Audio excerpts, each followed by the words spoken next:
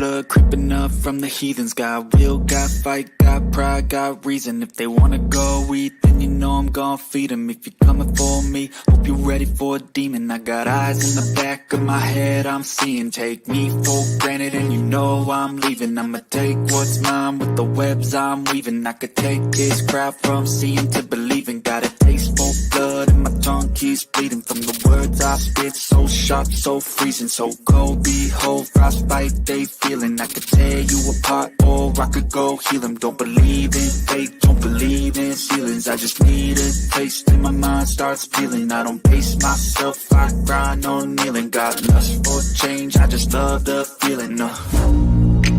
I ain't gonna give up. Got too little time, I'ma live up. Head down, push forward through the tough times. Cause anything worth doing is a tough climb. And I ain't gonna give up. Got too little time, I'ma live up. Head down, push forward through the tough times. Cause anything worth doing is a tough climb. Cause I'ma live life for the fight, yeah, I'm here to get it. I got drive, got sight, always have a vision. I go by at night, I be in my feelings. I'ma be fine, need time, and I'll soon be winning. I live life for the fight, yeah, I'm here to get it. I got drive, got sight, always have a vision. I go by at night, I be in my feelings. I'ma be fine, need time, and I'll soon be winning. I can feel the blood creeping up from the heathens. Got will, got fight, got pride, got reason. If they wanna go eat, then you know I'm gon' feed them. If you're coming for me, hope you're ready for a demon. Creeping up from the heathens. Got will, got fight, got pride, got reason. If you wanna go eat, then you know I'm gon' feed them. If you're coming for me, hope you're ready for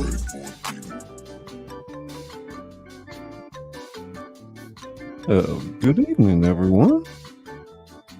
It's great to see you out there. Welcome, welcome.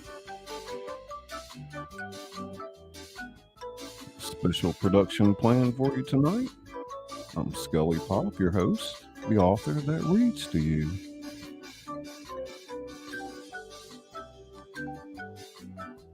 Thank you so much there, Ernie. Appreciate that. And Janica. Say, welcome to the Tingle Room. Sound check. Let me know you out there.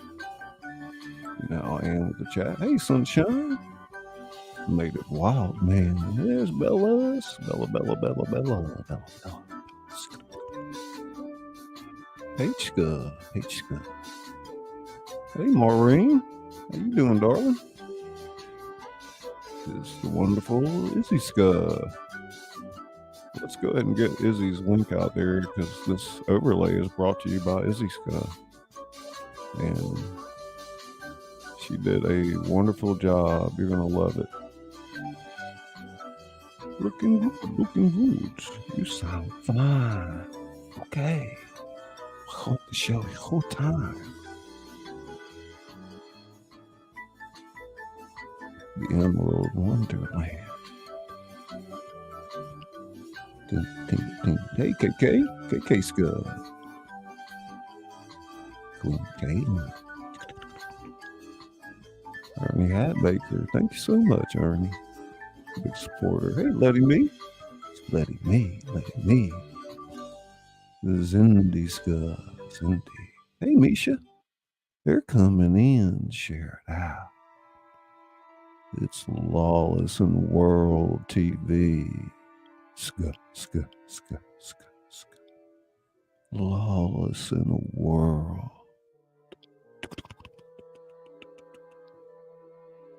$1 million. Super wow. The butt files. Janica. Hey, Jim. I don't know if he's still here, but definitely came by, left his footprint. It's Anna's Adventure. Prescott, Pfizer. How's everyone tonight? Hey, DJ. Native Wild Man.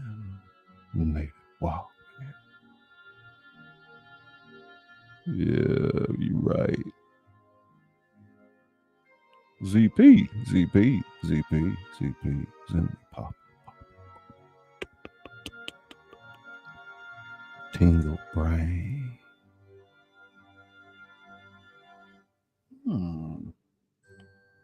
I'll do it.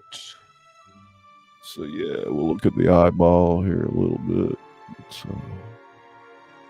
Got some other art up here. We'll probably run here and there.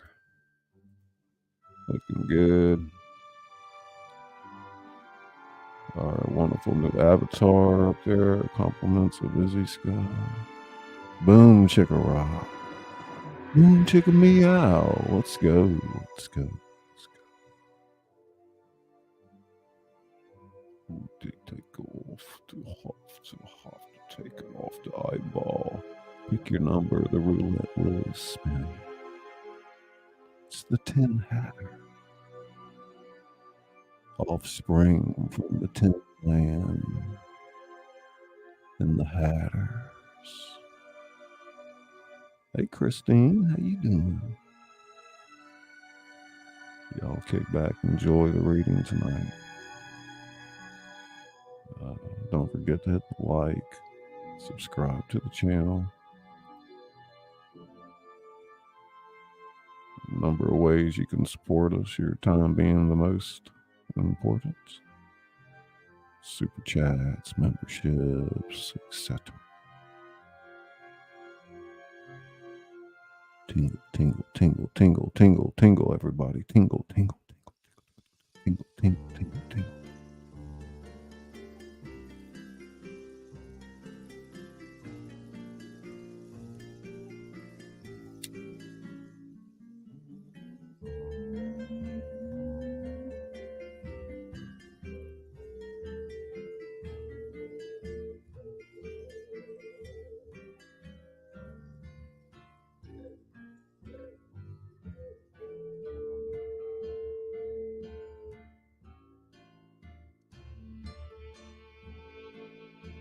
All right.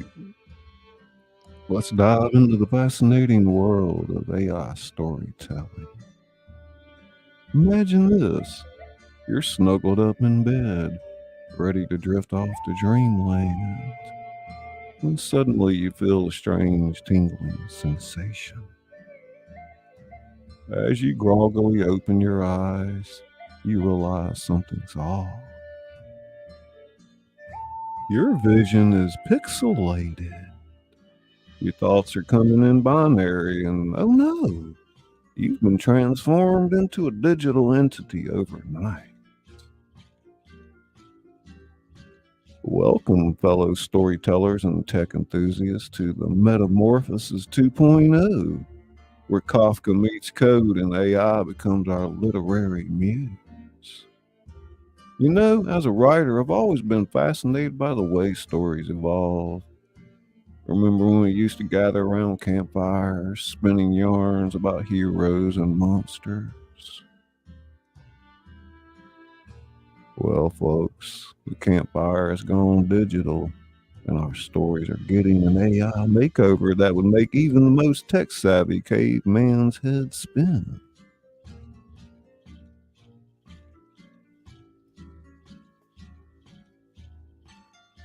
In this wild journey we're about to embark on, we'll explore how artificial intelligence is revolutionizing the way we create and tell you stories, particularly in the realm of YouTube content.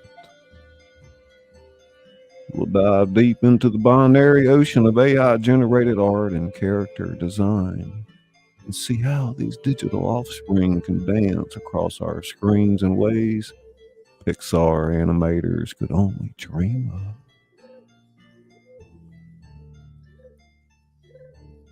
But before we go full on Matrix, let's take a step back and look at how storytelling has evolved over time.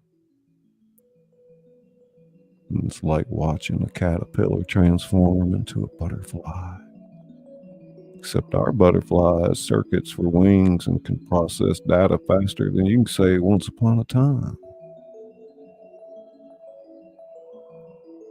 Picture this: ancient Greece, where bards recited epic poems from memory, their words painting vivid pictures in the minds of their listeners.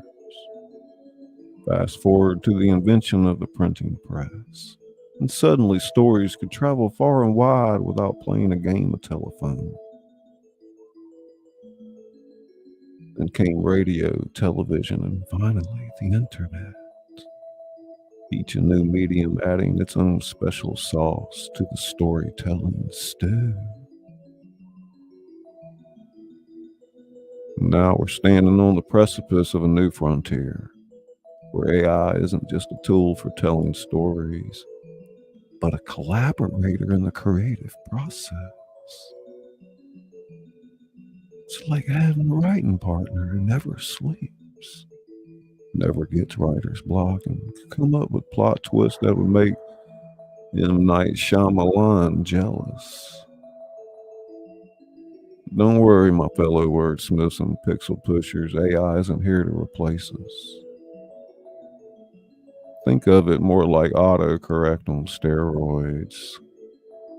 Sometimes hilariously wrong, often surprisingly right.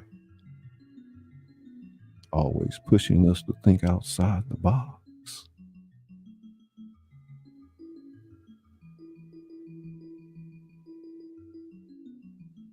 So buckle up, boot up, and prepare to have your mind expanded faster than you can say neural network. In this brave new world of storytelling, the only limit is our imagination.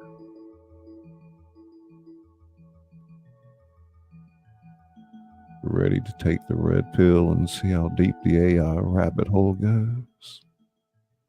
Let's dive in and discover how the ancient art of storytelling is getting a futuristic upgrade. Even the most bizarre tale might just be one prompt away from becoming a digital reality.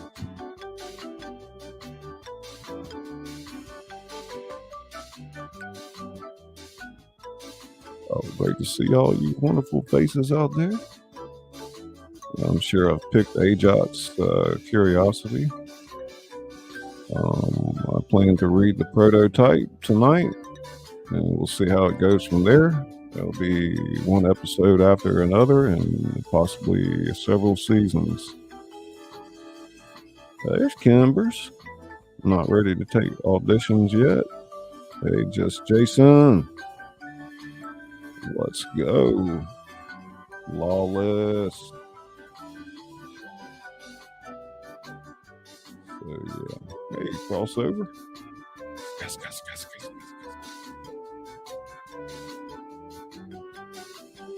You got here just in time. We're gonna kick off the Emerald Wonderland new series. Fresh out the box. We're gonna unwrap it tonight. All right. Working on the prototype. Hey, Trucker John, I'm glad you made it.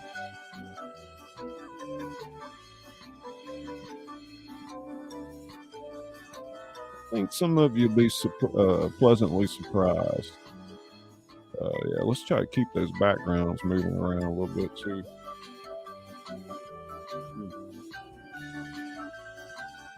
It's so good, Ajot. It's Alice in Wonderland and Wizard of Oz on steroids. I mean, no holds barred. It resembles a Tarantino-esque tone, and anyway, you're about to hear it. It's gonna get good quick. And I did read an introduction last night, but I felt compelled to read that part again. But let's go ahead and get started. And I do have some help on the back end. We've got Izzy Scott running a few things, and of course the art and stuff. The overlay that I'm reading to with the music was created by her. She worked very hard on that the past day. And y'all reach out to her if you need help. Banners, thumbnails, video, anything graphically. Christine, tinkle. 2 days, that's right. Chucker. Wow, man's in the house. You know, you can make that full screen with those 3 dots too. You can play around with that as well. Clicking on the top right corner.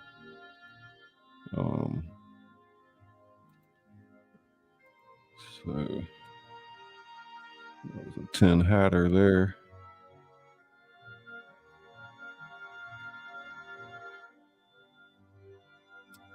Oh, you know.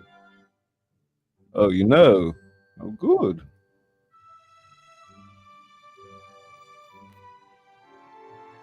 Yeah, let me start getting into this. And welcome to the show. I'm Scully Pop, where the entertainment doesn't stop. I read my novels, other works in the public domain. Written a bunch of short stories, submissions, you know, from people like you.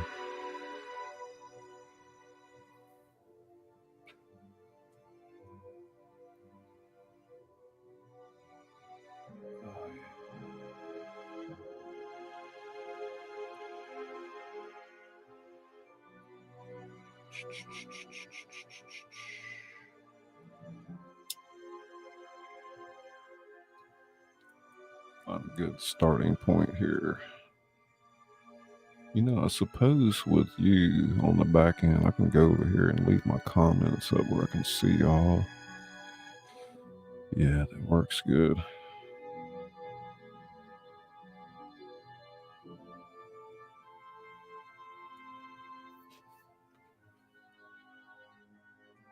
Well, there's two characters that y'all know very well. And there's someone in chat that played both of them on our live shows. And her name is Ajot. And she has the best voice for Dorothy and Alice. It's quite a commitment that she went through to help us, and we certainly appreciate you, Ajot.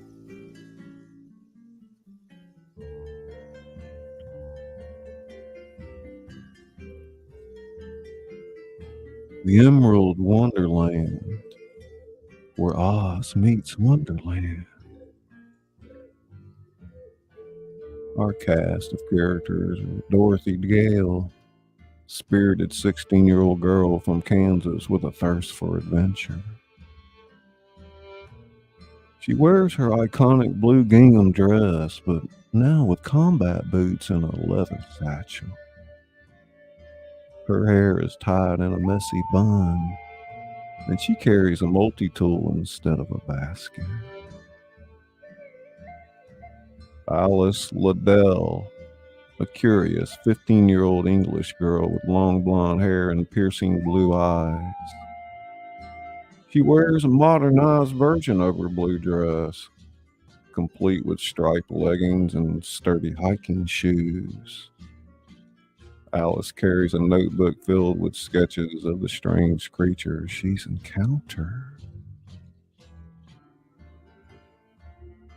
The Cheshire Lion, a peculiar creature with the body of a lion and the grin of a Cheshire cat.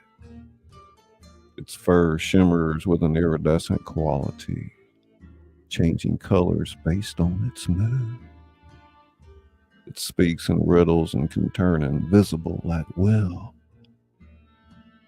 The Tin Hatter, a fusion of the Tin Woodman and the Mad Hatter.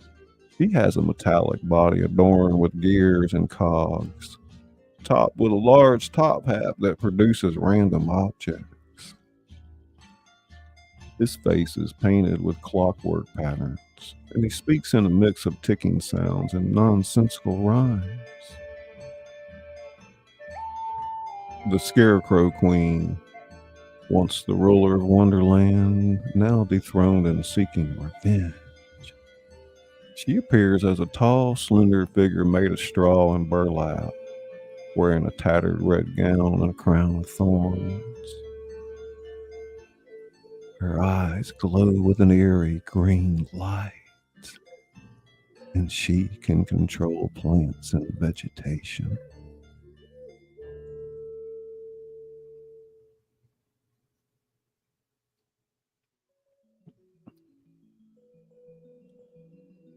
Story takes place in the Emerald Wonderland, a bizarre fusion of Oz and Wonderland.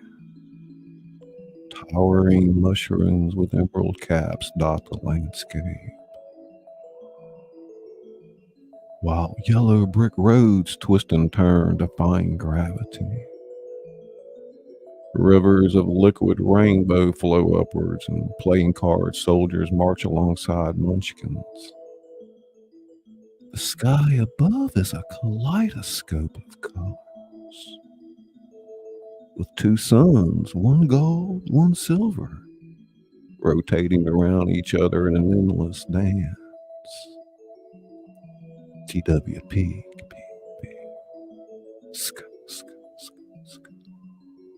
TWP, sk, sk, sk.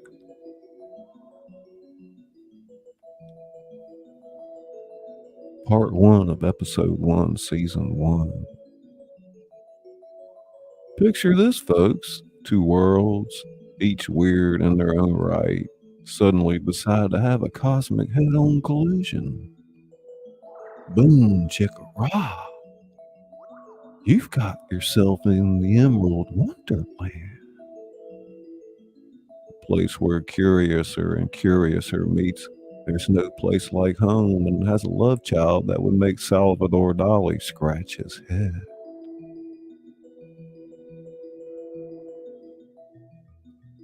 Now, our story begins with two girls, Dorothy and Alice. Yeah, those Dorothy and Alice. But forget what you think you know about them. These ain't your grandma's fairy tale heroines.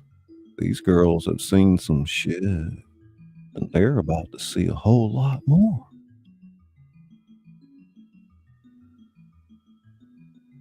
Dorothy's just minding her own business in Kansas, probably contemplating how to escape to literally anywhere else when blaster tornado hits. This ain't your average twister. This bad boy's got more colors than a tie-dye shirt at a Grateful Dead concert.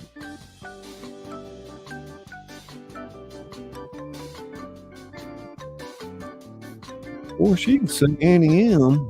Dorothy's hurled into a world that makes her previous trip to Oz look like a walk in the park.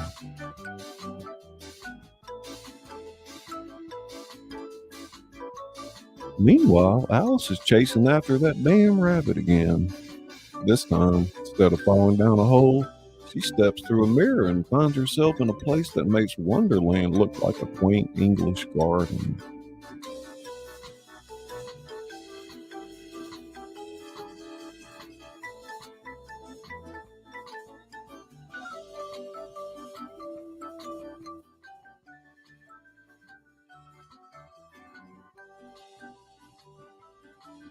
Is that a little bit better music? Janica, Izzy, the sound okay? Was the music okay, or was it too loud?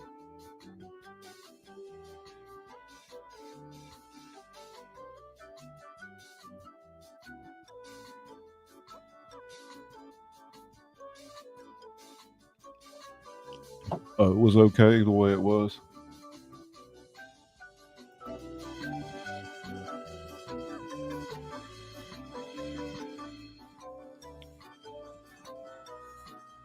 And just like that, our two heroines collide, literally, in the heart of the Emerald Wonderland.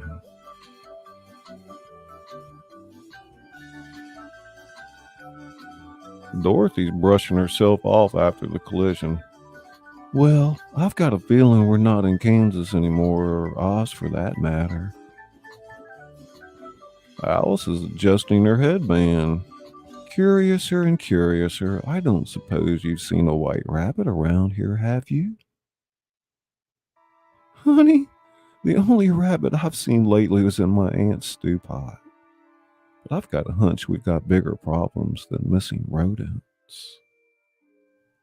Yeah, I know it would sound much better in Ajot's voice, but you got me tonight.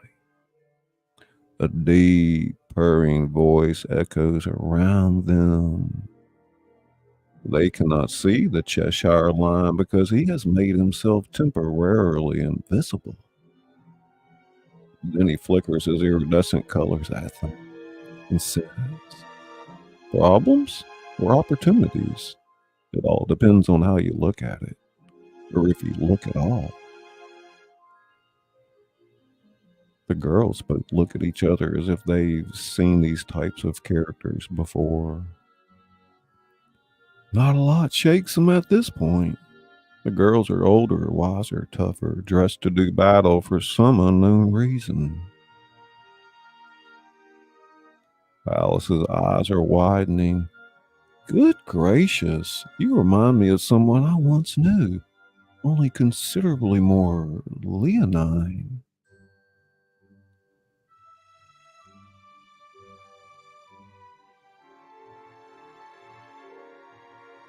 Dorothy's got her hand on her hip.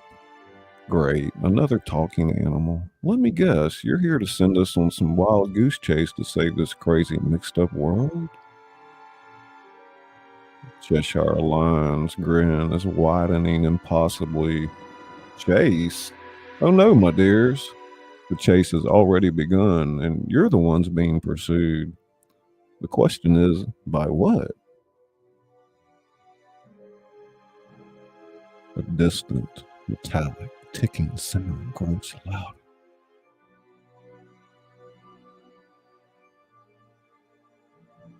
Tin Hatter stumbles into view, gears whirring. Tick-tock, tick-tock, the game is afoot. The Scarecrow Queen's revenge is nigh, and time is running out like tea from a cracked pot. Dorothy and Alice speak in unison. Scarecrow Queen? Sky darkens ominous, and a cold wind blows.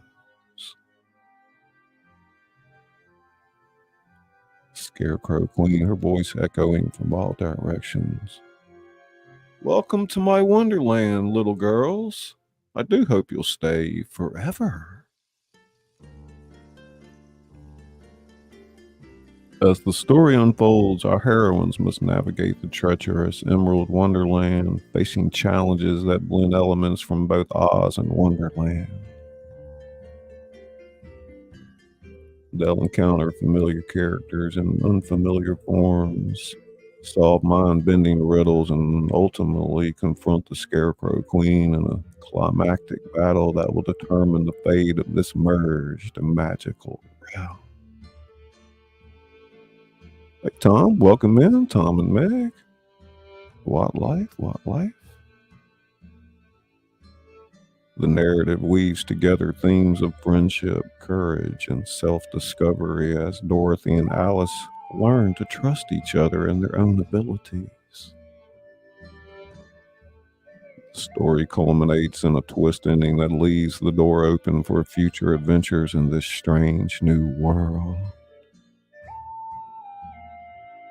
So there we are, folks. Two girls from different worlds stuck in a place that makes both their previous adventures look like a stroll through Disneyland. Now they've got this Scarecrow Queen gunning for them. Talk about a bad day at the office.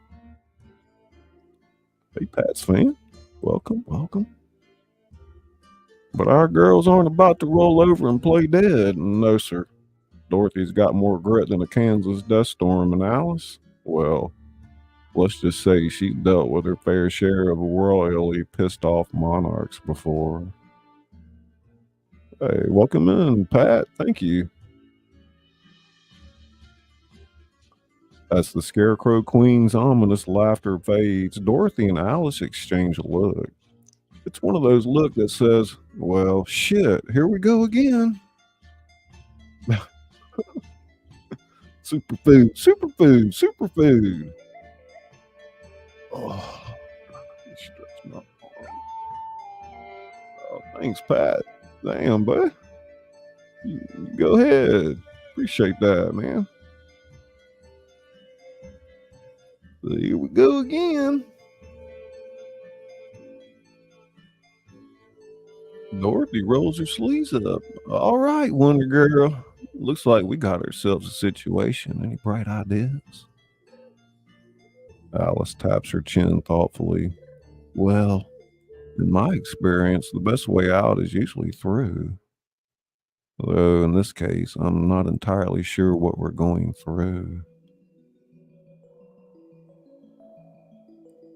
We see the grin floating independently off his body of the Cheshire Lion.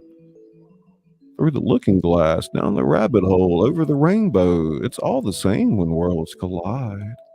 The question is, are you ready to face what lies beyond? Dorothy scoffs. Ready? Hon, I faced flying monkeys and a witch with a complexion problem. I was born ready. Panic, panic. Tin Hatter his hat suddenly producing a steaming teapot. Ready or not, time waits for no man or woman or lion cat or Tin Hatter. Tea, anyone? As our motley crew debates their next move, the emerald wonderland begins to shift around them. The yellow brick road beneath their feet starts to undulate like a giant snake, while the towering mushrooms sway to an unheard melody. Alice grabs Dorothy's arm and says, I say, this reminds me of the caucus race. Round and round with no clear winner. Well, I don't know about you, but I'm getting real tired of this funhouse routine. Hey, Tin Can, any idea how to stop this crazy ride? Tin Hatter cocks his head, gears whirring loudly. Suddenly his eyes metamorphose from roulette wheels to twin searchlights.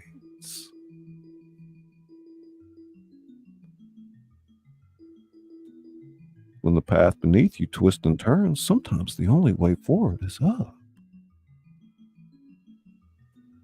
With that cryptic advice, the Tin Hatter's hat begins to expand, growing larger and larger until it's big enough to fit them all. The Cheshire Lion, his body materializing inside the hat. All aboard! Next stop, the twisted towers of the Tugly Wood. As Dorothy and Alice clamber into the makeshift hot air balloon, the landscape below becomes a dizzying swirl of colors and shapes. The hat rises higher and higher, carrying our heroines above the chaos of the Emerald Wonderland.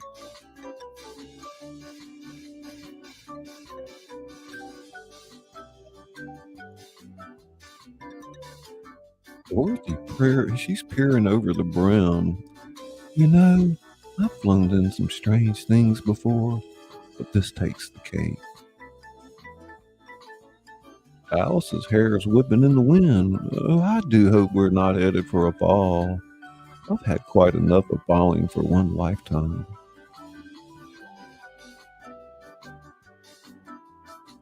And so as they soar through the kaleidoscopic sky, they catch glimpses of the world below.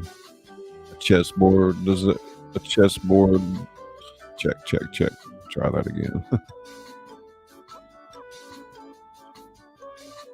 As they soar through the kaleidoscopic sky, they catch glimpses of the world below. Chessboard, desert where cards, soldiers, battle, clockwork, monkeys. A forest of talking flowers with razor-sharp petals and pistons that shoot venom like pit vipers. And a sea of tea that storms and rages with crumpet-sized hailstones.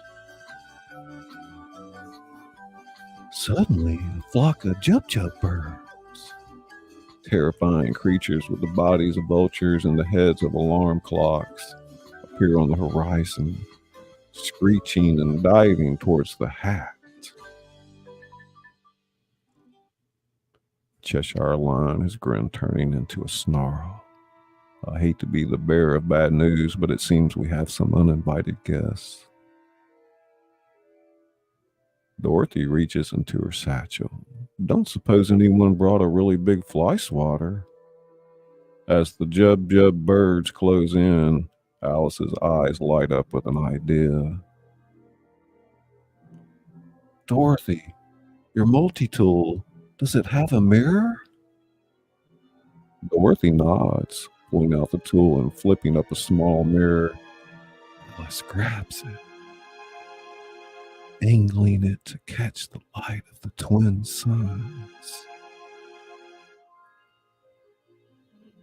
The reflected beam hits the lead Jub bird, causing it to squawk in confusion and veer off course, colliding with its fellows. Alice is grinning triumphantly. Sometimes a little reflection is all it takes to change one's course. But their victory is short-lived. As the last Jub bird falls away, a massive shadow looms over them. They look up to see a hot air balloon that dwarfs their own, shaped like a giant scarecrow's head. And at the helm, her eyes blazing with green fire, stands the Scarecrow Queen. Did you really think you could escape me in my own realm? This game of cat and mouse ends now.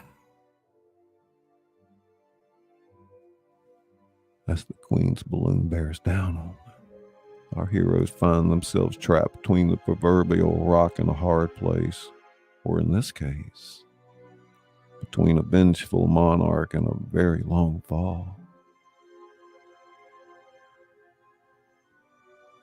Dorothy's gripping the brim of the hat tightly. Any more bright ideas, folks? Because I've got a feeling we're going to need a doozy to get out of this one. The Tin Hatter's eyes spin like slot machines, his gears grinding furiously as he processes the situation. Just as the Scarecrow Queen's balloon is about to collide with theirs, he shouts, "When push comes to shove, sometimes you need to make your own door." With that, he reaches into his hat and pulls out a doorknob. Not just any doorknob. This one glows with an outworldly light, humming with potential. Cheshire Lion has grinned wider than ever. Oh, I do love it when a plan comes together, even if I have no idea what the plan is. As the Scarecrow Queen's laughter fills the air and her balloon casts its shadow over them, Alice reaches for the doorknob, understanding dawning in her eyes. "Dorothy, quick! Turn the knob!"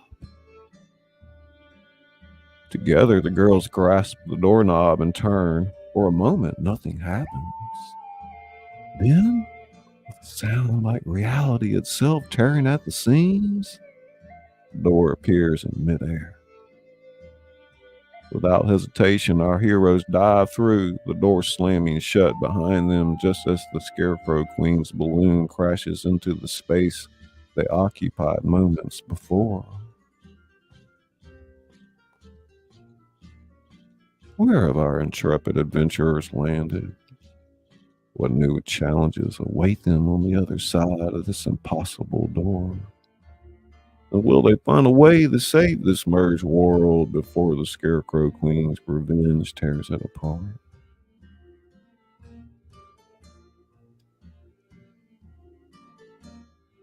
Before I go on to part 2, let us play a little trailer. Izzy, let's put an emotional mess up there. I need to go take a quick break.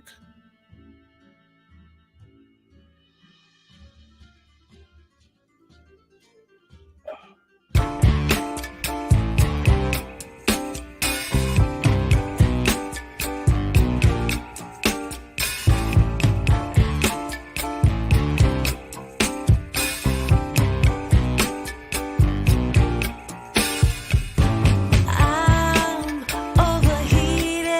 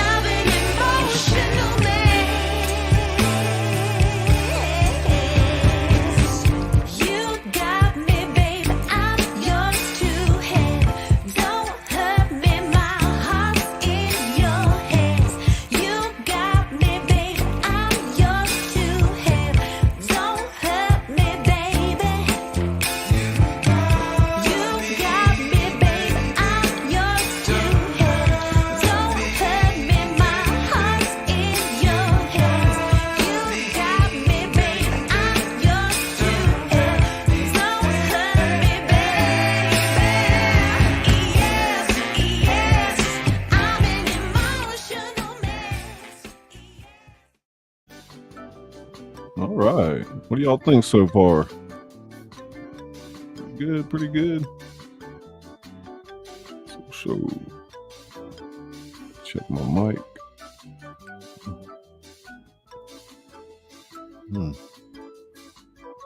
Oh, it's way down. Damn. It keeps pulling that down. Check.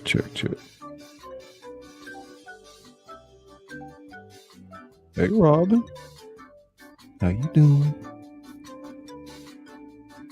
It's Robin L.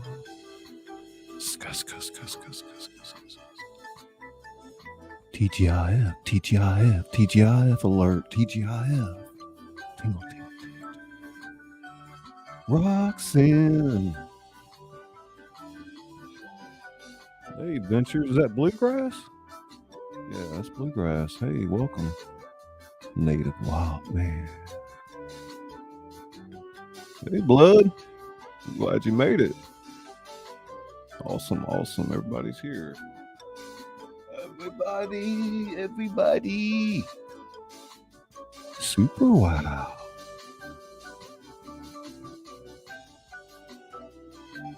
Did you show them the overlays?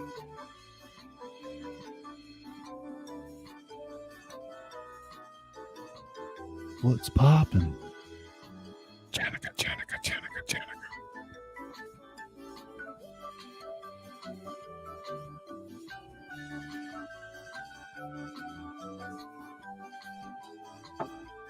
You go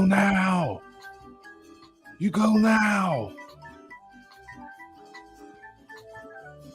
199.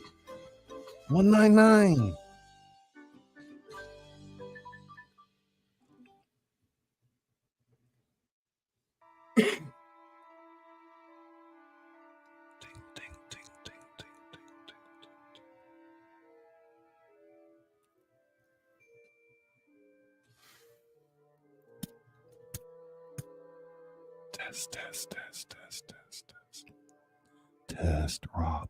Test.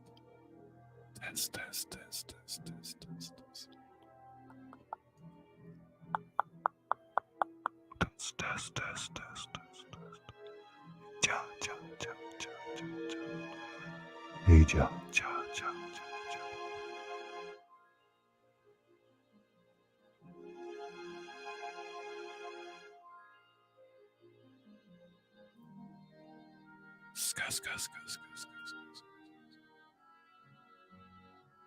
Well.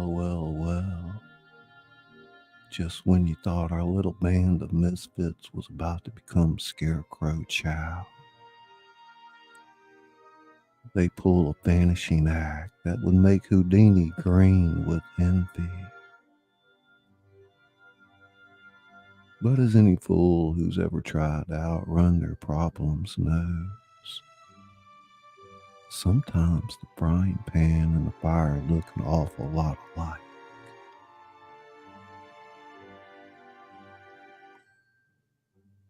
Our heroes tumble through the door, falling through a kaleidoscope of fractured memories and half-formed dreams.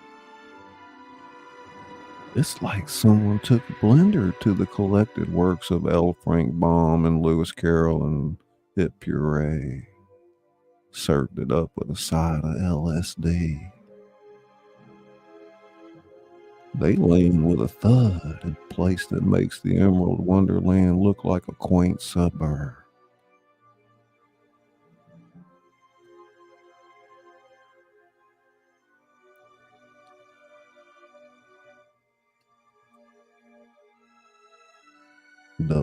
Dorothy rubbing her backside. I'm starting to miss the simple days when all I had to worry about was a house falling on me.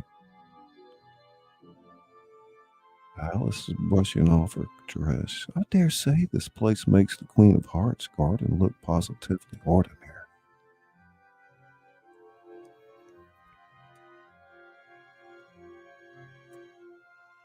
They find themselves in what can only be described as a library gone mad. Bookshelves twist into impossible shapes, some floating in midair, others burrowing into the ground like wooden worms. Books flutter about on paper wings, their pages rustling like feathers. And in the center of it all stands a massive grandfather clock, its face constantly shifting between numbers, letters, and symbols. Cheshire Lion materializing atop a nearby shelf. Welcome, my dears, to the labyrinth, where all stories collide and time is just another tall tale. Tin Hatter's gears whirring excitedly. Oh, how delightful! A place where every second is a story and every minute a mystery.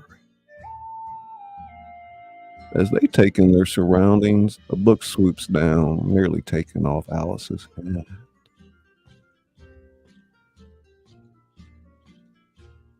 I say, these books are even more ill-tempered than the ones in the Duchess's library. Dorothy swats away another dive-bombing tome. Yeah, well, I prefer my books to stay on the shelf where they belong. Any idea how we get out of this nut house?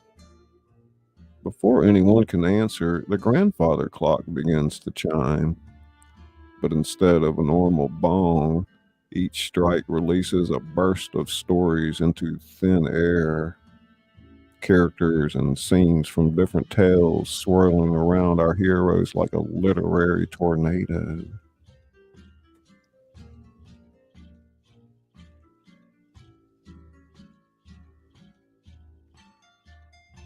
Suddenly, familiar cackling fills the air. The Scarecrow Queen's face appears in the clock's face, her eyes blazing with fury. You can run, but you can't hide. This realm bends to my will, and soon you'll be nothing more than forgotten characters in a dusty old book. As she speaks, the books around them begin to glow ominously, their pages flipping faster and faster.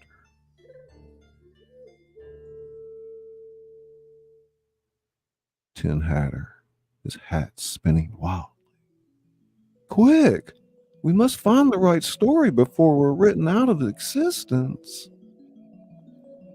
Dorothy dodges a particularly aggressive encyclopedia. And how exactly do we do that? Alice says her eyes lighten up with an idea. We write our own ending.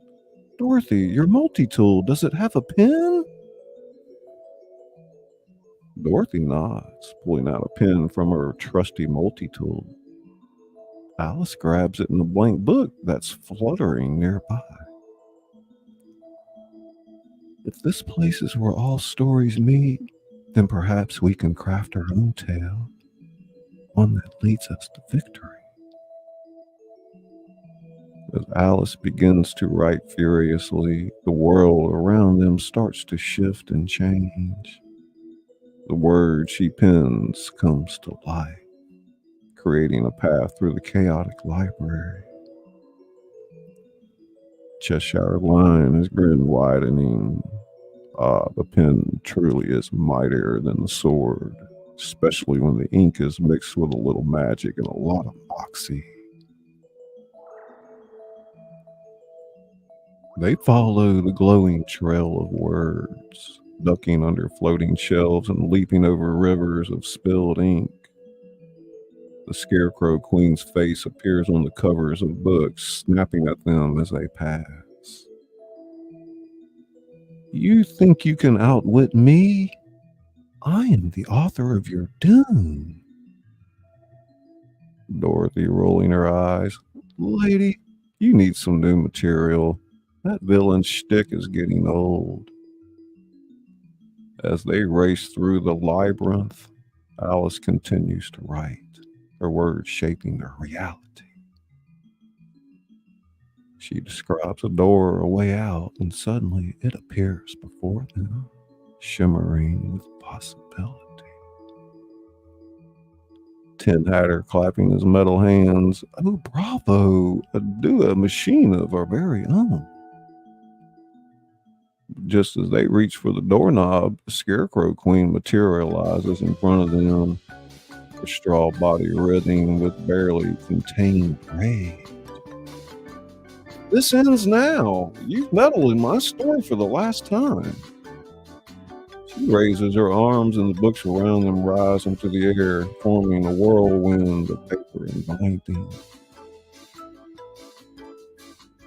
Quick, write something. Alice scribbles frantically in the book, but the pen sputters and dies. Oh no, we're running out of ink. The Scarecrow Queen laughs triumphantly, the storm of books closing in around our heroes. But then Dorothy's eyes narrow with determination. Hey, who needs ink when you got good old-fashioned gumption? How you doing? She grabs the book from Alice and using the blank pen like a wand, she begins to act out a story. As she moves, golden lines of energy trail from the pen, creating images in the air.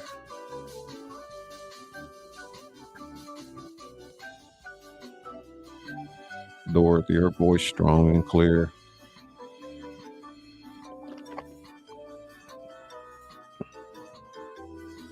Once upon a time, there were two girls who were more than just characters in someone else's story. They were the authors of their own destiny. As Dorothy spins their tale, the golden energy grows stronger, pushing back against the Scarecrow Queen's literary assault. Alice catches on, adding her own movements and words to the story. With courage, cleverness, and the power of imagination, they faced the wicked queen who sought to erase them from existence. The Cheshire Lion and Tin Hatter join in, their movements adding to the tapestry of light that now surrounds them. The Scarecrow Queen shrieks in fury as her power over the realm begins to wane. No, this is my story. Mine. But her protests fall on deaf ears as the combined narrative power of our heroes overwhelms her. The golden light engulfs everything, growing brighter and brighter until flash, light fades. Our heroes find themselves back in the heart of the Emerald Wonderland. But it's changed. The chaotic blend of Oz and Wonderland settled into a harmonious new world.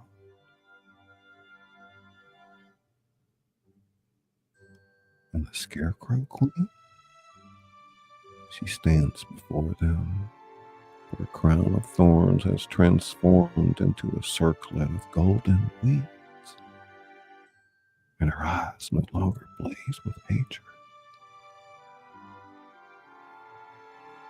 I remember now. I was so lost in my desire for revenge. I forgot the joy of simply being part of the story.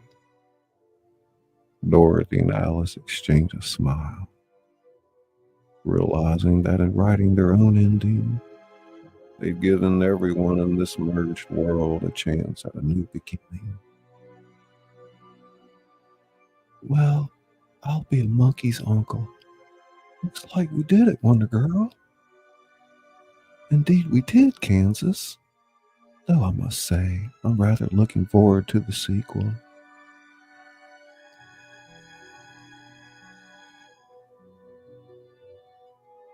As our heroes survey the new world they've helped create, Cheshire Lion's grin floats by, followed slowly by the rest of them. Every ending is just a new beginning in disguise. The question is, are you ready for your next chapter? Dorothy and Alice look at each other, then at the wondrous world around them. filled with endless possibilities. In unison, they say, "Bring it on." And so, dear listeners, we leave our intrepid heroines on the brink of a new adventure. Because in a world where Oz meets Wonderland, where magic and madness dance hand in hand, the story never truly ends. It just takes an unexpected turn down the yellow brick road less traveled.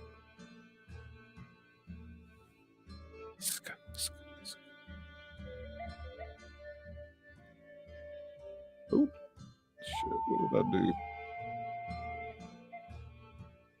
Oh no, you're there. Oh crap. Where's my chat? Good. I was gritting, hoping you were asleep. How you doing, Melissa?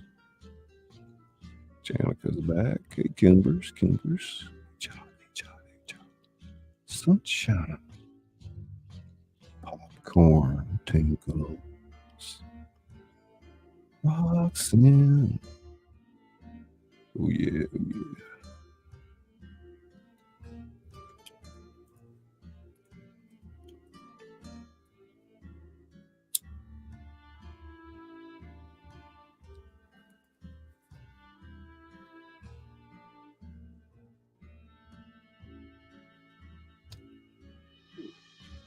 We're doing pretty good on time. I'm thinking 20 pages roughly an episode.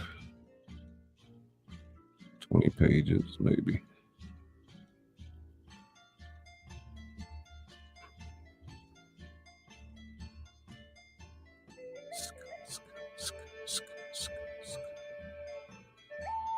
Part 3, Episode 1, Season 1. Hot damn! Just when you thought our little fairy tale was going to wrap up neater than a Christmas present, life throws us another curveball.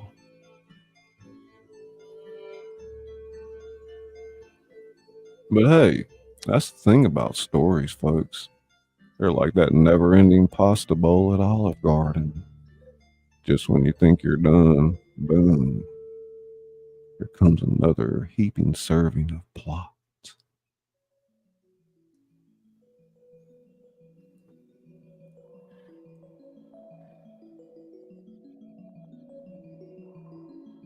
So there we are, plucky heroines standing in the middle of their newly minted world, feeling pretty damn pleased with themselves. Why shouldn't they? They just rewrote reality itself. That's the kind of thing that usually gets you a Nobel Prize or at least a fruit basket.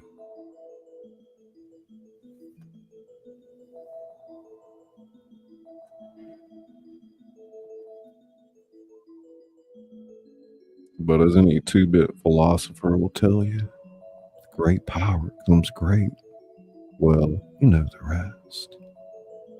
Start small, trimmer here, flicker there. Kind of thing you'd miss if you weren't paying attention. But our girls, they've developed a sixth sense for what shit's about to hit the fan.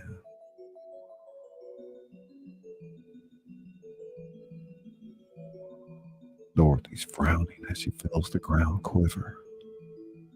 I got a feeling we're not out of the woods yet, Alice. I dare say you're right. It seems our happy ending might be more of a to be continued.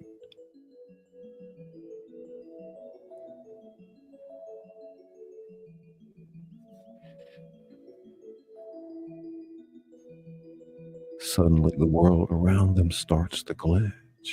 Yeah, you heard me right. Glitch. Like some cosmic DVD player skipping. Trees flicker in and out of existence.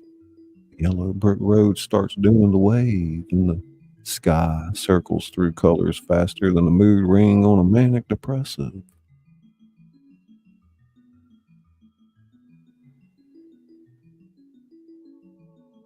Hey, Echo. Dave, you out there, buddy? Yeah, yo, pop, pop. Tin Hatter's gears grinding in alarm. Oh dear, oh dear. It seems our narrative rewrite has caused some unforeseen complications in the space-time continuum.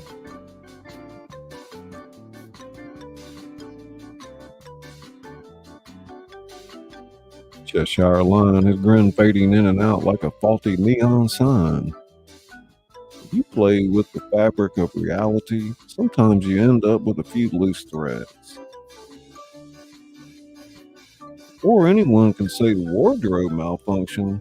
A massive tear opens up in the sky.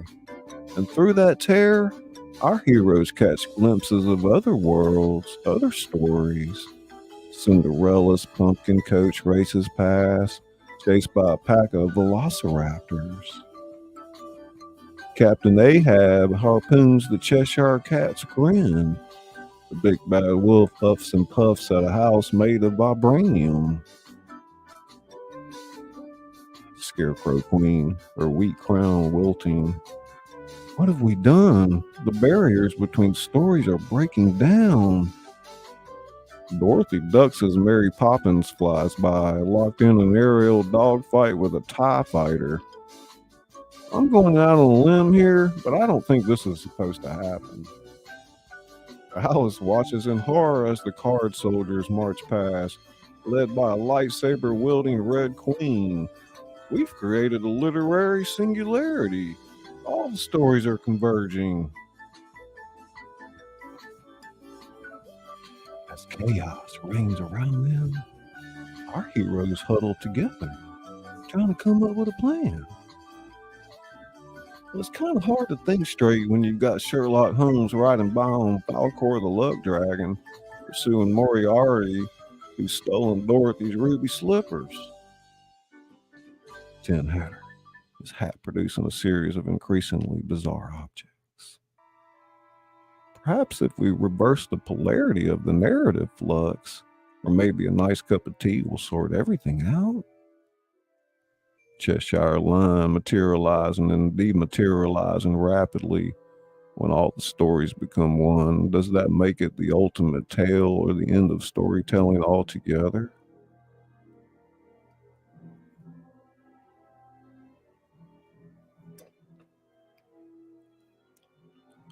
And just as it seems like all hope is lost, looks like our band of misfits is about to be written out of existence. Alice's eyes light up with that special gleam.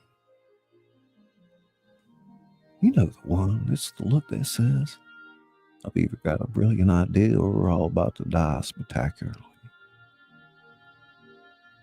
Hey, Southern Belle. Tinkle, tinkle, tinkle, tinkle. Dorothy, do you still have that book? The one who we wrote our story in? Dorothy rummages in her satchel and pulls out the battered tome. Yeah, but what good is it going to do us now, unless you're planning to swap Moby Dick with it? Alice grabs the book, her eyes scanning the pages frantically. Don't you see? This book is the nexus of our story. We can't use it to separate the narratives, to redraw the boundaries between tales. Dorothy catches on, a grin spreading across her face. We can put everyone back where they belong. Alice, you're a genius.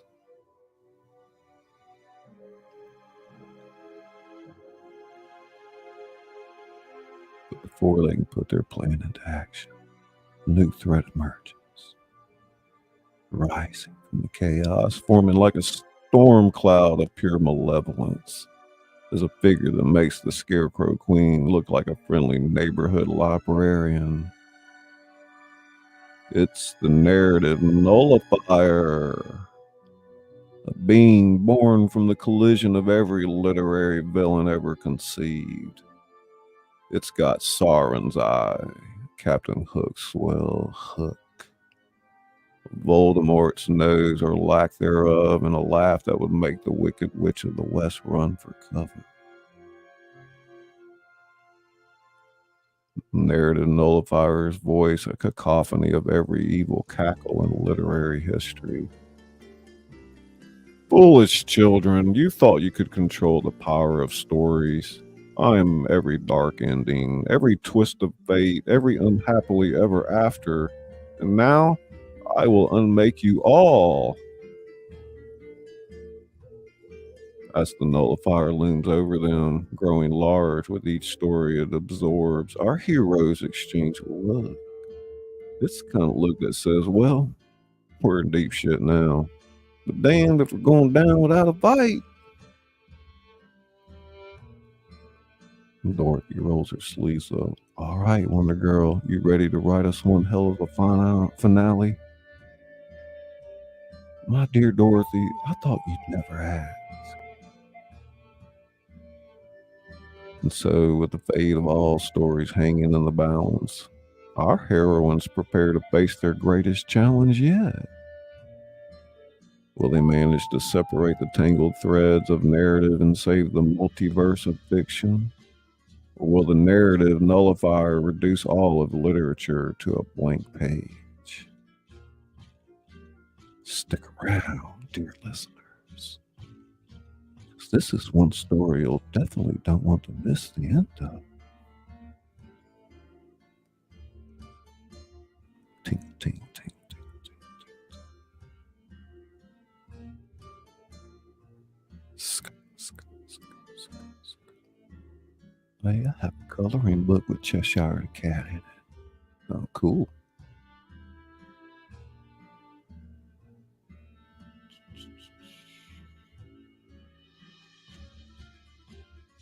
We're going to read a little bit more. Hang on.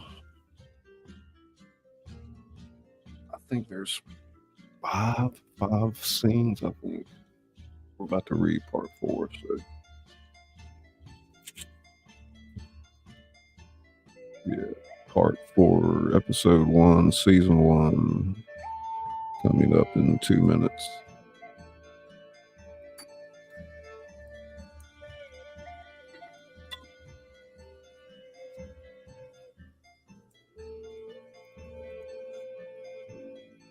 Chester.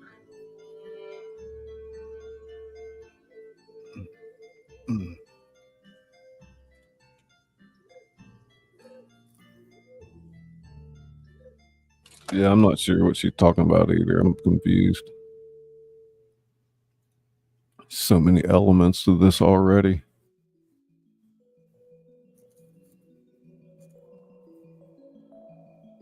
And wait till we go to Steenberg Mountain, where the wizards come from. All a city of steampunk.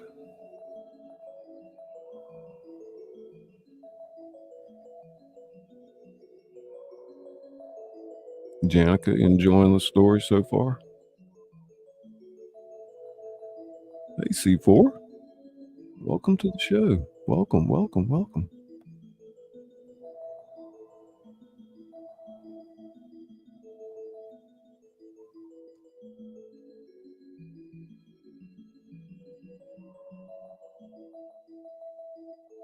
Nice, says Kimber. Love turquoise and gold color. Yeah, me too.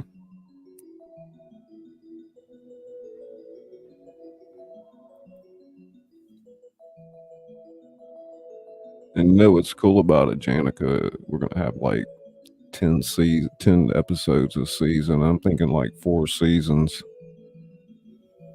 We're gonna go into new lands, and you'll see what happens.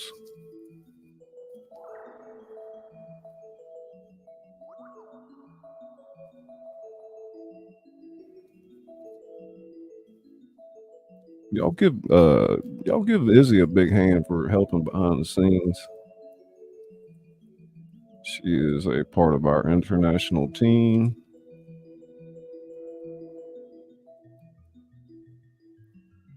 Oh shit! I put that on fucking backwards, man.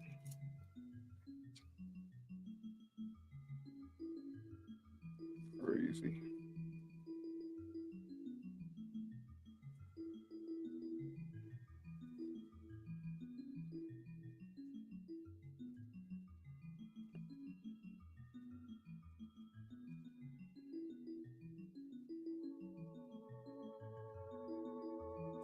I just had to forbid myself tonight for pressing any buttons.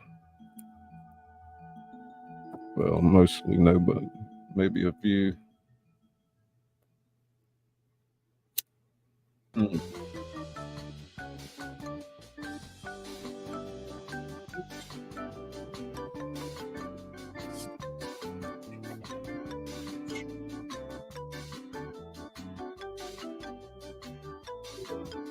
All right, hold my pillow almost.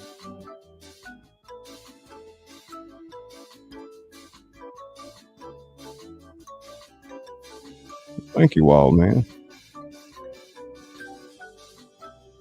All right, folks, strap in. Thought the story was bonkers before. You ain't seen nothing yet. We're talking full tilt, no holds barred, literary Armageddon here.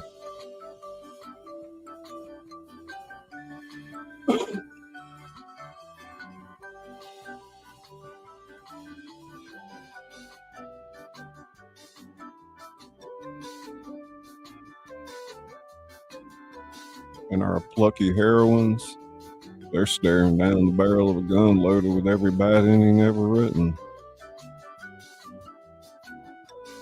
The narrative nullifier looms over them, a Frankenstein's monster of villainous tropes, growing larger with each passing second as it absorbs more stories in its twisted form.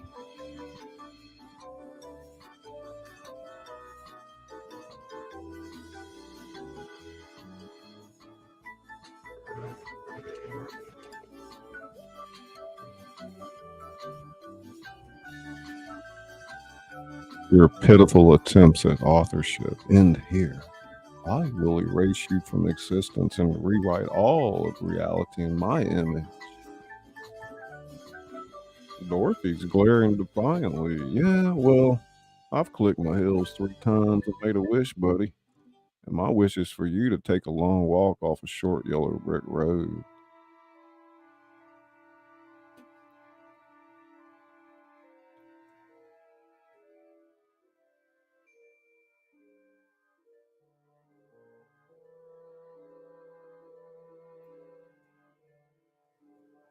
Alice is flipping through pages of the story. Dorothy, quick. We need to write our way out of this. But as Alice raises her pen, the nullifier lets out a roar that shakes the very foundations of their reality. Ink splatters everywhere.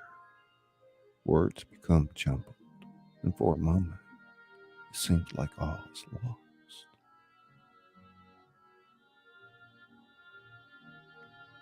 Cheshire Line. When the ink runs dry, perhaps it's time to paint with a different brush.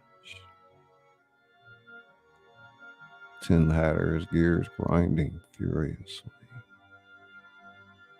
Different brush indeed. But what color paints the story of survival when the palette of prose has run dry?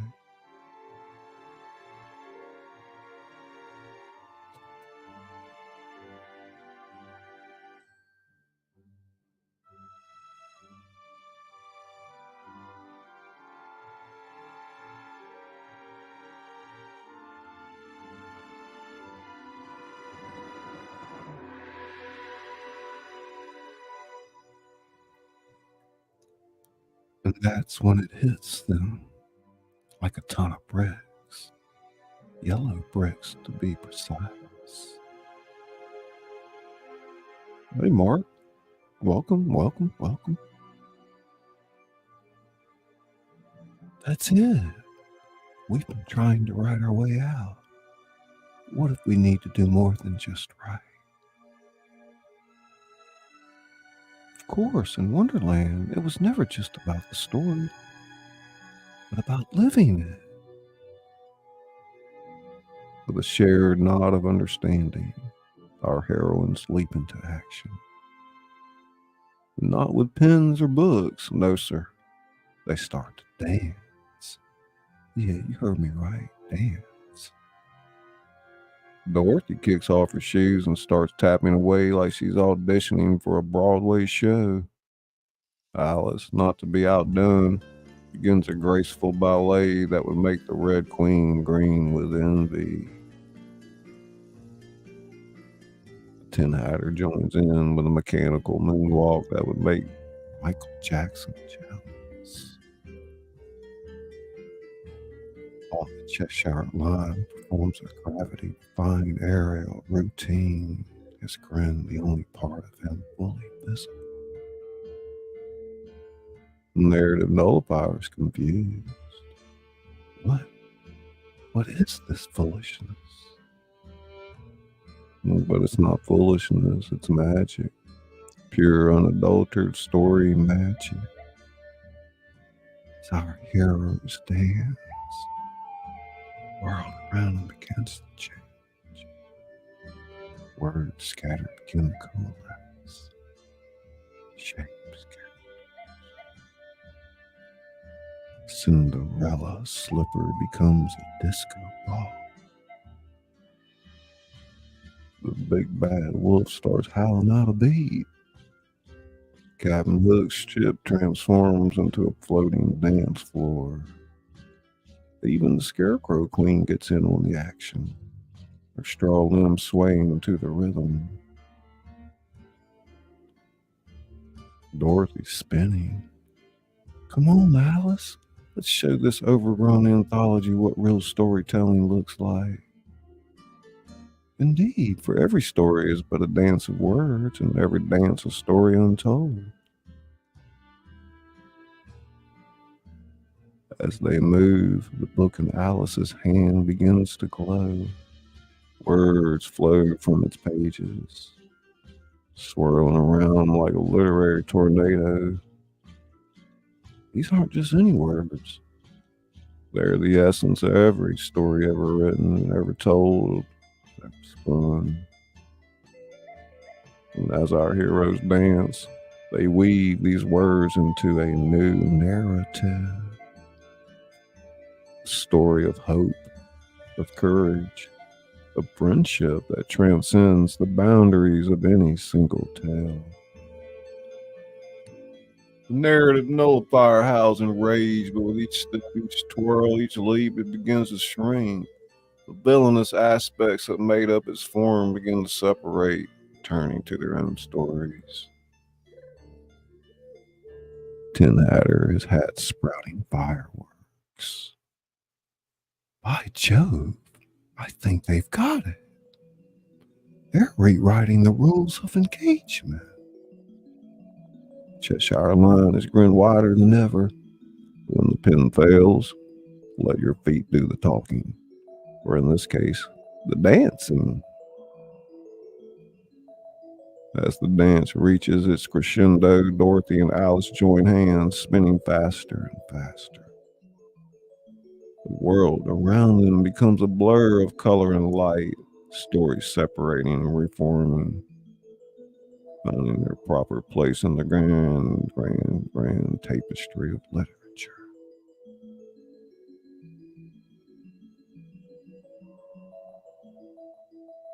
A moment of absolute silence. Universe holding its breath, and then boom! Explosion of pure narrative energy. The narrative nullifier lets out one final desperate shriek before it dissolves into a shower of alphabet soup.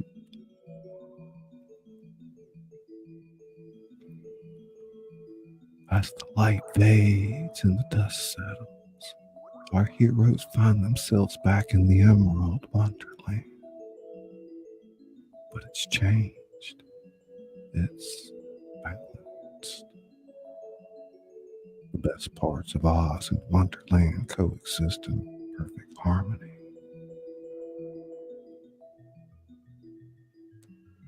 Dorothy's breathing heavily. Did we do it? I do believe we did. Though I must say, I never expected to save the world through an interpretive dance. Scarecrow Queen approaches them, her crown now a perfect blend of emeralds and roses. You've done more than save the world. You've shown us all the true power of storytelling. It's not about control or dominance. It's about creation, imagination, and the courage to dance to your own rhythm.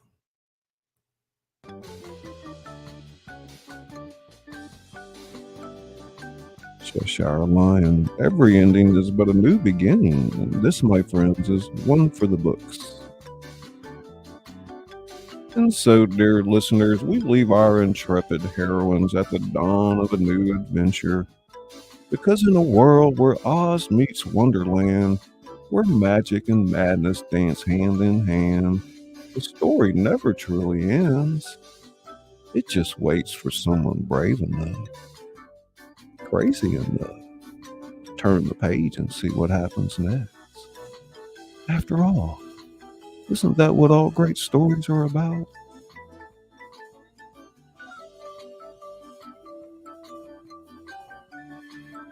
Part 4.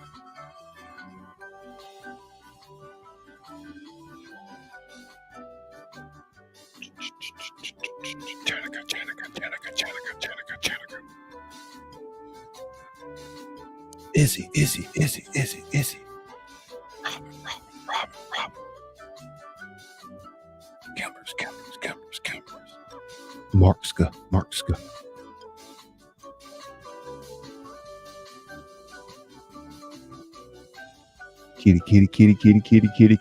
Kitty.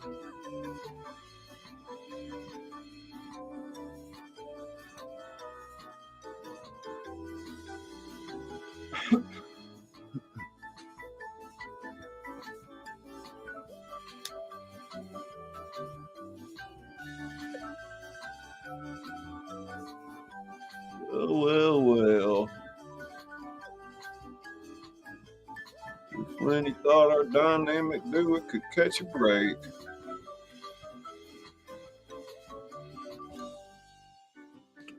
the universe decides to shuffle the deck.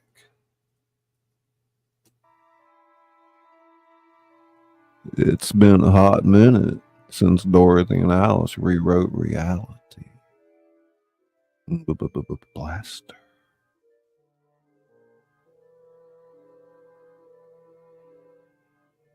In their newfangled world of Emerald, Wonderland has been ticking along like a well-oiled clock.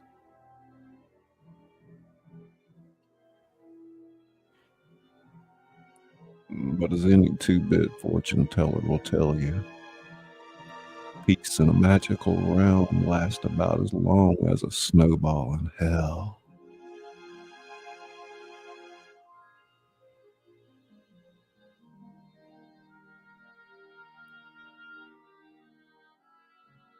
Our story kicks off on a day that starts like any other in the Emerald Wonderland. Dorothy's polishing her ruby sneakers. Yeah, she upgraded. And Alice is having a spot of tea with a philosophizing mushroom. Faster you can say we're not in Kansas anymore, sky turns darker than the Wicked Witch's wardrobe. That's when they show up, the flying cards. Picture this, a swarm of playing cards, each one the size of a door, with wings like razors and attitudes sharper than a paper cut. They slice through the air, led by their fearsome leader, the Jack of Spades. By order of the Queen of Thorns, this realm is now under new management. Dorothy rolling her eyes. Right. Just what we need, more royalty with a chip on their shoulder. I say, these cards seem to have rather more bite than the ones I'm accustomed to.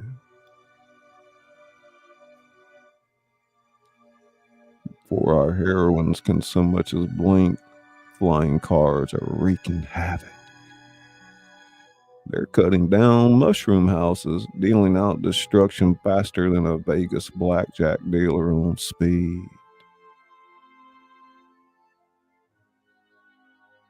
Just when you think things can't get any worse, swoops our new big bad, the Queen of Thorns herself.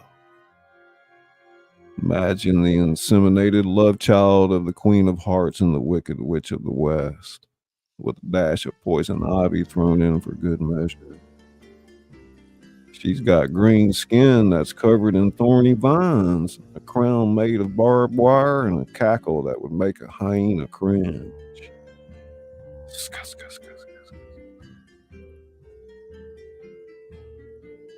She's hovering on a broomstick shaped like a thorny rose stem. Well, well, well, if it isn't the little girls who thought they could play author. Did you really think you could rewrite my sister out of the story without consequences? Alice whispering to Dorothy, Sister, I don't suppose she means Scarecrow Queen? Looks like family reunion just got a little bit more complicated. As the Queen of Thorns unleashes her thorny tendrils, our heroes find themselves backed into a corner. Just when all seems lost, help arrives from the most unexpected of places. With a honk and a whistle, a bizarre contraption comes barreling down the yellow brick road. It's the mechanic hare, a steampunk version of the White Rabbit. More cogs and gears and fur and fluff. He's riding what can only be described as a T-powered locomotive on rabbit feet.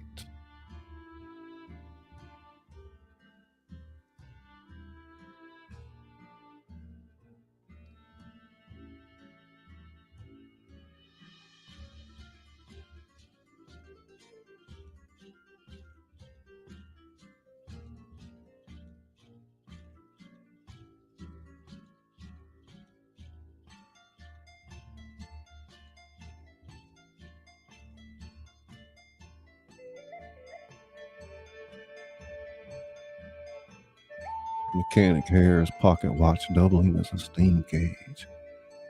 All aboard! No time to waste! We're late for a very important escape. As Dorothy and Alice leap onto the hopping train, they're joined by another new ally, the Lion Hatter.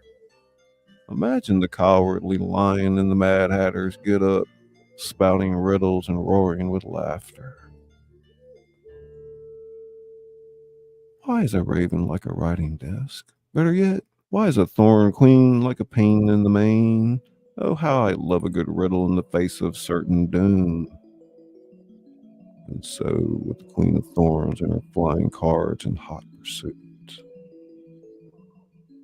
our expanded band of misfits sets off on a new adventure.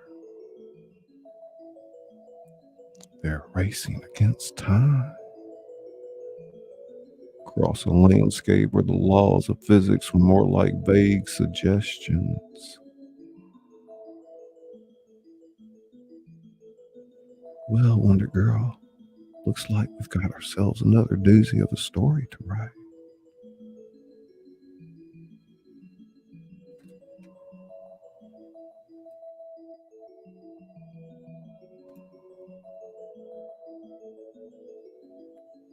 That's right, Dorothy. Though I do hope this one involves a bit less dancing and a bit more, I don't know, tea parties? The lion after he's roaring with laughter. Tea parties? In the face of certain doom? What a magnificent idea. I'll put the kettle on. And off they go into a horizon that's equal parts emerald, rainbow, and thorny chaos. Because in the Emerald Wonderland, the story never really ends. It just takes a short turn left into the land of what the heck happens next? End episode 1. Thank you, ladies and gentlemen. Welcome in, Rowan Art and Music. Welcome, welcome. So yeah, you give me a few days, and we're gonna read another episode. Oh, my script and at the rabbit feet. Thank God I'm not reading. Oh God. Yeah. Big hand goes out. Big round of applause for Izzy for this great overlay. Thank you so much. All right, Wild Man, appreciate you coming in. Stay for the whole show. Don't head to bed. Everyone, I'm keeping the story on. Peace and long life, my friends. There'll be plenty of more episodes. I think this is probably going to go over quite well. So once we get the, this is kind of the prototype episode. You know, if I can get the format down, and some of y'all want to read, you know, what we'll do is you drop your email in the chat or email us, and we'll send you the script. So yeah, I think it ran really smooth. The art was great. The writing was pretty good.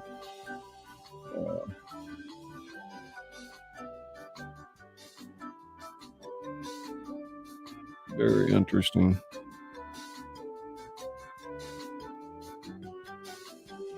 Thank you, Sunshine.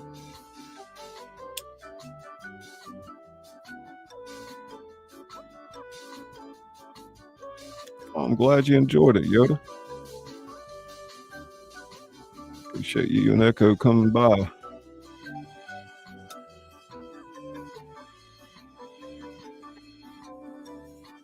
Yep. Izzy will be working on overlays, and I'll be writing the episodes. Takes me a little time to get them polished up. It's not just a matter of putting a prompt in and having it spit it out. You know, you still want to kind of make it your own, put your human side on it. But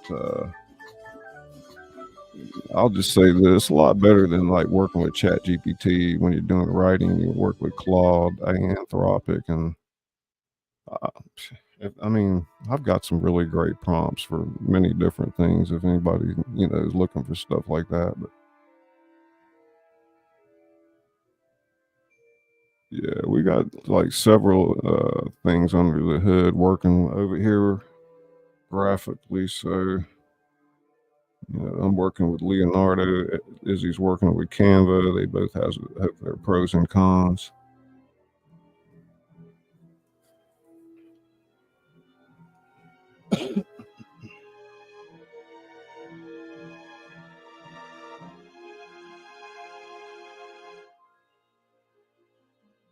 Yeah, it's like super cool graphics and stuff. Yeah, I guess I thought we were closer to 2 hours. I figured it might take me that long to read everything, but kind of getting my pacing down too.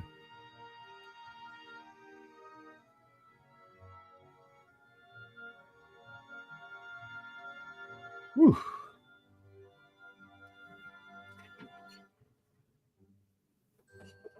Yeah.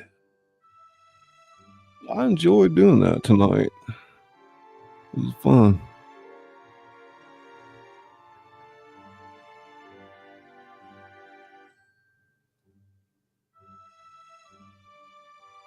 So yeah,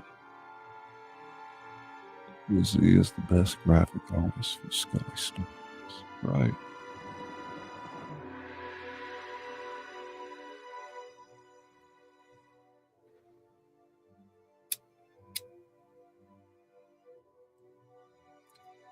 Heck yeah, Kimbers.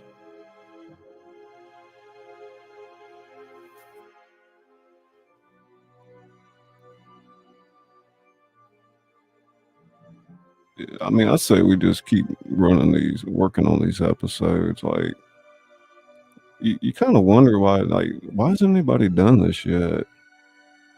I mean, we're gonna bring other characters in.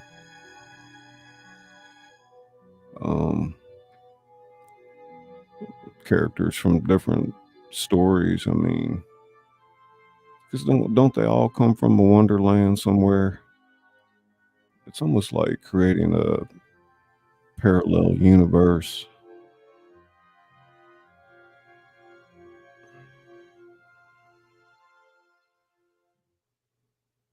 Busy Pup, what's this? What, that's from earlier.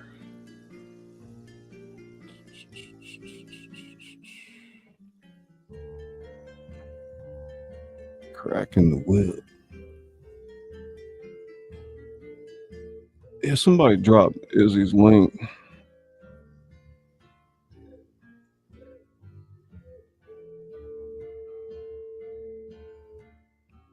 Well, just kind of put it in perspective for you. Like, you know, we got like the Tin Hatter, right? And the Cheshire Lion. Well, like with the Tin Hatter, you know, he comes from Tin Land where it's nothing but 10 people. And then the Hatter from Hatterville, or, you know, wherever that was. But somebody from the two different camps fell in love and made a baby, you know. And the baby was the Tin Hatter. Then same thing with like the lion and the Cheshire Cat, which I guess would make more sense. It is they're both in the cat. Well, it doesn't matter. There's going to be a lot of morphing of characters. Now, Izzy wanted to morph Toto with the White Rabbit, but I don't know. I wasn't too keen on the idea of like mixing too many animals like that.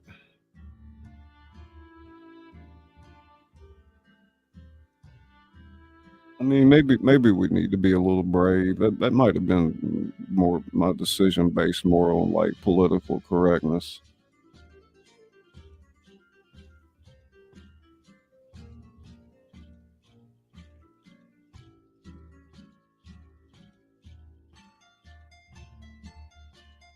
Yeah, when two dimensions meet.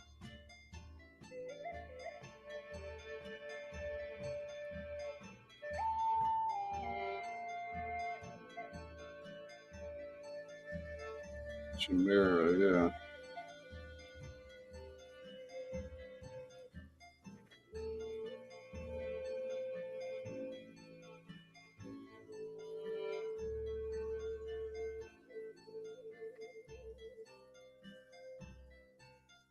And then the Cheshire Lion, he has the ability to make himself invisible.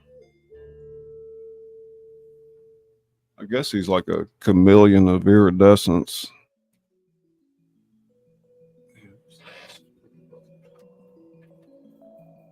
I mean, any suggestions that you have, you can leave them in chat or email us at jscullybooks@gmail.com. I'd love your input. And let me know if you'd like to come up and read in an email. I think maybe that's the best way to do it. Try to see if anybody beforehand, I don't know. Just the thought of getting the theater work, it's just like, it's a lot of work. So a lot of stuff to do. I don't know that I have to say outright, I have to be more strict with our shows. And when people kind of, I mean, we're all kind of doing this to help each other, and when somebody's doing something for free and you don't want to come down on them, it's like they're just here to help. And it's not like the other person can do it any better, It's like, what do you expect, man? I'm just like one man, two person show over here, more or less.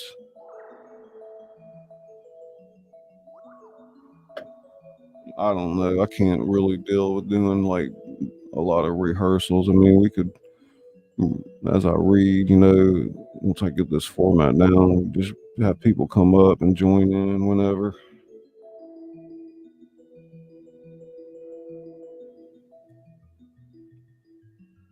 I guess you probably know my voice is getting a little bit weak, so we're probably gonna go about 5 more minutes here and then play an outro or two.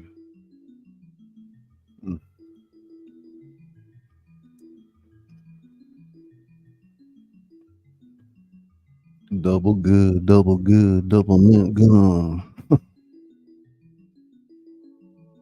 Off the cuff, thank you, Scully. I can't even put in perspective what happened in the chat tonight.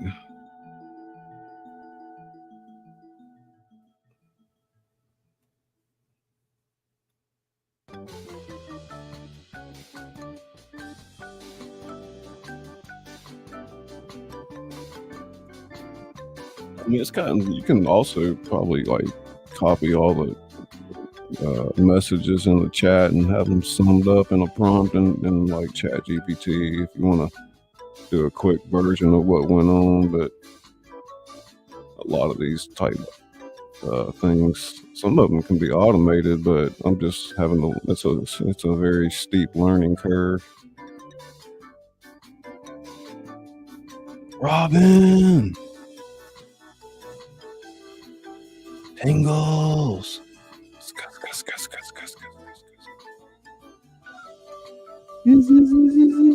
It's good. Hey, darling.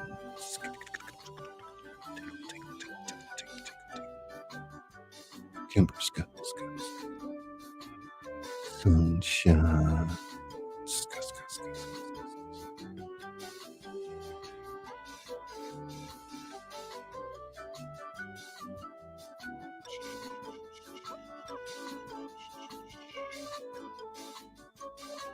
Yeah, well, you'd be proud of Izzy. She in the overlay, she just had the one little scene for you, Janica.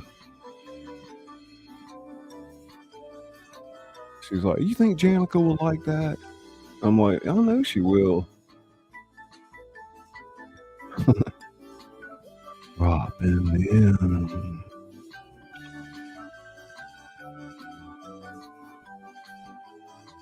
Right, Janica.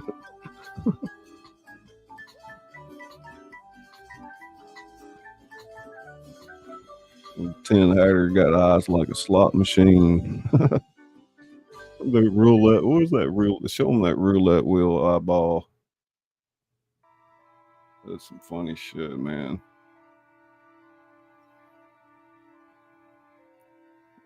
She's probably not back there right now. I'll do it.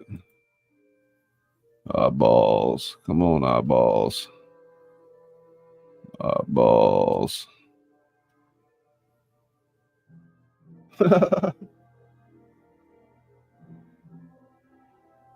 Yeah, I got it. I got it.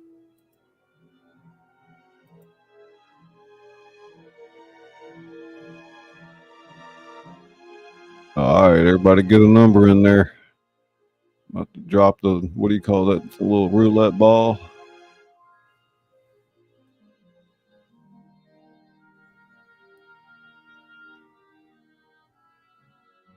That'd be cool if you could make that thing like a giveaway wheel.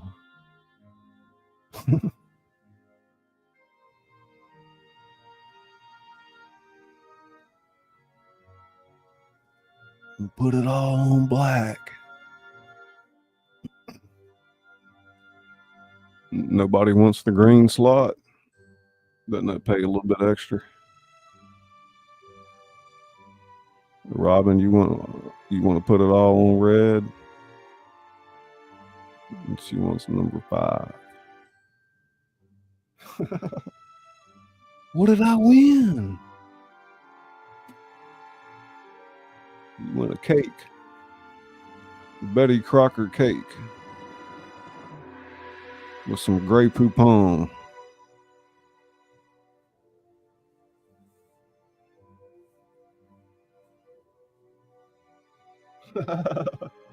Kimbers thinks that's funny. Oh, Sunshine's got a hug. She donated a hug.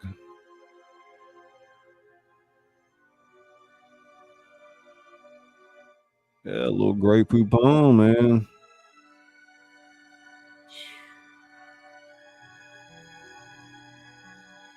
Open the lid of a jar of Grey Poupons, like looking into another world.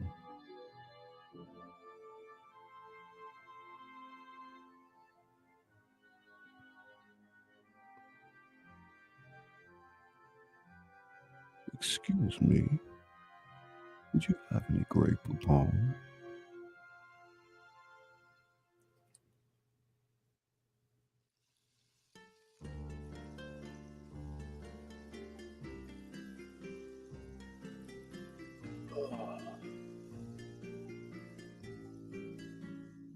What's that? You going to North Carolina Saturday? Huh. Oh, excuse me. What's going on down there?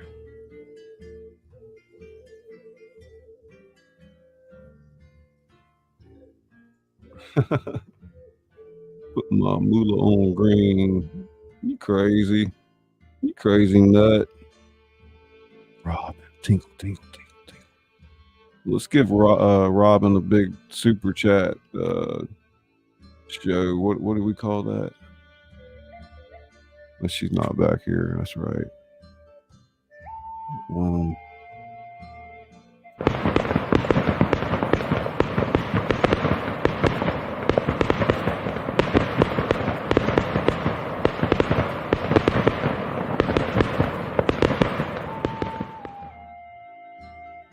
Yay, thank you, Robin.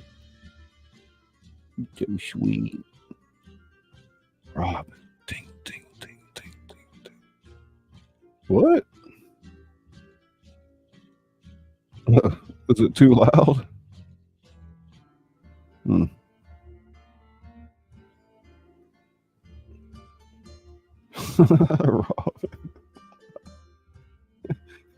She was like, I loved it till you put the fireworks on. Oh, you hush. There's Latanya Tingles. I didn't make it that way. It was just made too loud. Yeah. That was back in some of our early days as graphic artists.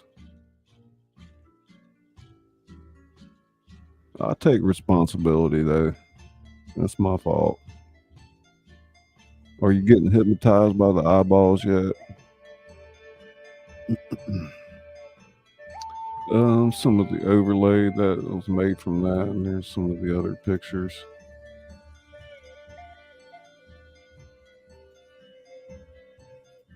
What else do we have here? We've got our skeletons. Boo! Stop doing that.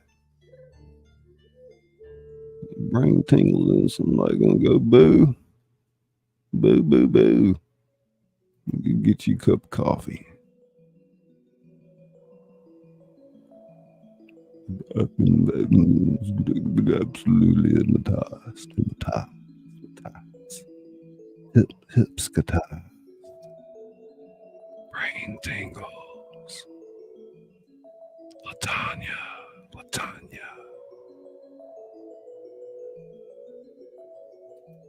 Scuss.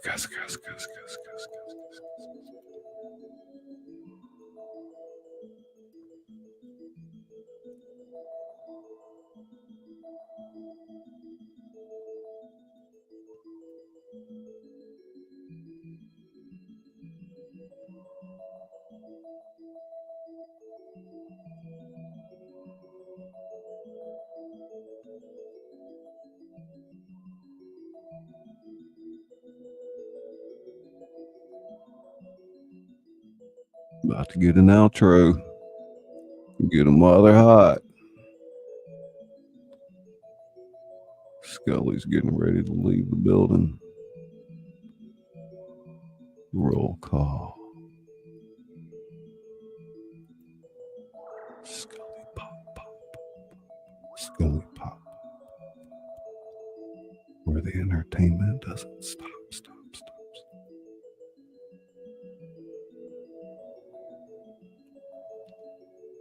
Tingle,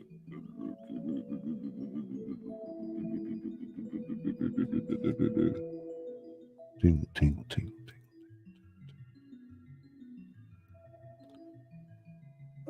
Yeah, let's go with the.